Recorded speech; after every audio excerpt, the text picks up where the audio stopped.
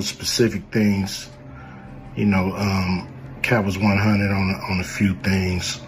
Most of what he was saying, a couple things, I just want to clarify. When we bring in a new, comedian, the Chris Tucker that we got now is Epstein Island Chris Tucker, not Smokey. Oh, Lord. Do records, or had his producers do a few records on my War and Peace album, the Peace Disc. Yeah. How was he to work with? It was cool. He do it all. I've done it all, so I know how to do it all. So, it don't take long for me to adapt. Wait, what? You won't believe what Katt Williams is coming for next. He set his sights on Ice Cube, and honey, he is spilling some scalding hot tea.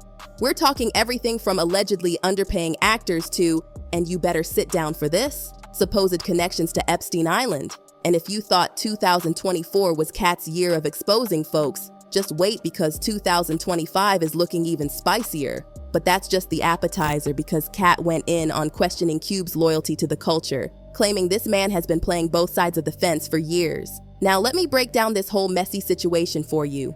First up, we need to talk about Friday. That iconic movie series that's basically become Black culture royalty. But according to Katt, this success came with a dark side. He's claiming Ice Cube was out here paying actors pennies while the franchise was making millions. Even the legendary John Witherspoon spoke up about this before he passed away. The cast was apparently getting crumbs while the movie was feasting at the box office. I've had Cube, I've talked to Cube, and a lot of people say Cube doesn't pay. What's your relationship with Cube, and what did that opportunity mean for you? Well, the ungrateful bastards that would say anything about Cube's payment, you shouldn't even talk to them anymore. But wait, it gets even messier. Katt says this wasn't just about being on a tight budget. Oh no. He's saying Cube had the money but chose to keep most of those profits for himself. Now let that sink in for a minute. We're talking about someone who built his whole career on speaking out against exploitation, and now he's being accused of doing the exact same thing. The fans are starting to wonder if there's more to Cube's gatekeeping than meets the eye. When we bring in a new, comedian, we do have them try out for different roles. And y'all, this wasn't just a one-time thing. These allegations paint a whole pattern of Cube putting his pockets before the people who helped make Friday the cultural phenomenon it became. Now, let's talk about why Chris Tucker never came back for those Friday sequels. Sure, we've all heard those stories about low pay, but according to Katt, there's something much darker going on here. Katt dropped a bomb when he called Chris Tucker Epstein Island Chris Tucker, suggesting that his connections to Jeffrey Epstein might have changed him forever. And here's the tea that'll make your jaw drop. In 2002, the comedian Epstein, former President Bill Clinton, and disgraced actor Kevin Spacey spent a week touring project sites in South Africa on Epstein's plane for the Clinton Foundation. The trip was mentioned in newly unsealed court documents obtained by Page Six. But here's where it gets even wilder. Katt claims Ice Cube knew about Tucker's connections to Epstein's world and deliberately chose to distance himself. This might explain why Cube was so quick to replace Tucker with cheaper talent in the sequels. Most of these confident people we see is really delulu. Well, you don't think they asked Chris Tucker to come back in the second Friday? Now Tucker has been adamant about never setting foot on Epstein's Island, but these allegations just keep coming back like a bad penny. Between him ghosting the franchise and these alleged Epstein connections, it feels like the Smokey we all knew and loved is just a distant memory. And it's got everyone side-eyeing not just Tucker, but Ice Cube's decisions too. You knew Jeffrey Epstein, didn't you? Yeah, I did. We flew Bill Clinton and a lot of different, that was a humanitarian trip to Africa. Yeah. And I met him on that trip because it was his plane. I didn't know who plane we was getting on. And just when you thought things couldn't get more controversial, let's talk about what happened in 2020. Ice Cube faced major backlash in 2020 when he worked with the Trump administration on their platinum plan for Black America. Y'all, the Black community was shook. This felt like the ultimate betrayal coming from Cube. Now he tried to defend himself, saying he was just trying to negotiate for change. But baby, the people weren't buying what he was selling. Think about it. This is the same Ice Cube who built his entire brand on fighting the system and calling out injustice. So for him to suddenly start working with Trump, someone who wasn't exactly known for supporting Black progress, Chile, people were heated. They listened, heard what I had to say, and pumped up their plan and presented it to the people on September, I believe, 24th. We call it the Platinum Plan. But instead of backing down, Cube doubled down. He started saying he'd work with anyone in power.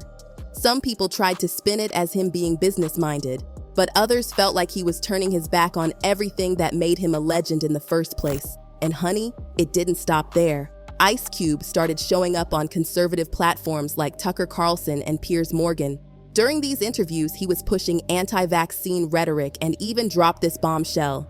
Black people are in the same place as they were in 1865. The internet? They were absolutely fuming. Has gotten any better. We still have a hard time getting capital when we need it. We still have a hard time having that access to those, currency streams that's out there. And so it affects us in the same way. In 1865, Black people own maybe 1 or 2% of America. Now everyone's wondering if Cube's values have done a complete 180 or if this is who he's been all along. Some loyal fans are still riding for him, saying he's just speaking hard truths, but others think he's just stirring up drama to stay relevant. Out of the gatekeepers, are the gatekeepers worse than sports, Hollywood, or the music? Yeah. I think they all around. I don't think it's worse than any other, I guess, profession. Now let's dig into something really interesting that Katt hinted at. Ice Cube's supposed role as a Hollywood gatekeeper. The irony here is thick, y'all. While Cube has been out here calling out gatekeeping in the industry, Katt's claiming he might actually be one of the biggest gatekeepers himself. Apparently, he's been playing puppet master, deciding who gets to shine and who stays in the shadows. And here's something that's got everyone scratching their heads. How has Ice Cube managed to stay squeaky clean while everyone around him is getting caught up in scandals? Take the Diddy situation, for example. Despite working with him in the past, Cube has somehow avoided any connection to those infamous freak-off parties. Now, Cube says he's just not a party person, but people are starting to wonder, is this man just really lucky, really strategic, or is there something else going on behind the scenes? I believe he's being targeted. You believe he's being targeted? Yeah, I believe, somebody, has the power to pull the trigger to make, this stuff, this domino effect happen. This whole back and forth between Katt Williams and Ice Cube has social media completely divided. The comments section is absolutely exploding with hot takes. One person jumped in saying, "Katt is so real, he got these people upset. The truth has that effect on people." Meanwhile, Cube's defenders are clapping back with comments like, "Cube, he ain't snitching, he keep it OG." So here's what everyone's trying to figure out. Is Ice Cube still that legend we all grew up looking up to? Or has he been playing us like a fiddle this whole time? Has he sold out his principles for a seat at the table? Or is this all just one big misunderstanding? And most importantly, why is it that every time someone starts speaking up about the industry's dark side, they end up getting painted as either crazy or bitter? The way things are heating up between these two, we might be in for even more explosive revelations. Is Katt Williams really exposing the truth about Hollywood's power players? Or is he just stirring up drama? And what's Ice Cube's next move going to be? Will he address these allegations head on or keep playing it cool? Drop your thoughts in the comments below because this tea is still brewing and getting hotter by the minute. Don't forget to smash that subscribe button if you want to stay updated on all the latest developments in this wild situation. Trust me, something tells me this story is far from over.